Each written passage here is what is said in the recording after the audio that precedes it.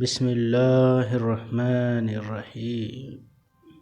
آج کا انمول موتی، اہل و عیال سے حسن و سلوک کی تاکید۔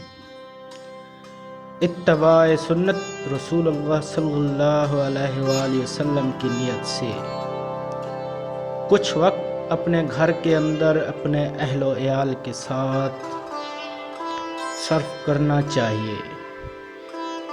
اس سے ان کو تقویت اور انشراح رہتا ہے اور خود اپنی زندگی میں بھی ان کے ساتھ انس و محبت پیدا ہونے سے نشاط خاطر رہتا ہے۔ فادر بہت امور خانہ داری اور حسن انتظام میں مدد ملتی ہے۔ حضور صلی اللہ علیہ وآلہ وسلم نے اپنے اہل و عیال کے ساتھ شفقت و محبت اور حسن و سلوک کے لیے خاص طور پر بہت تاکید فرمائی۔ اصلاحی خطبات۔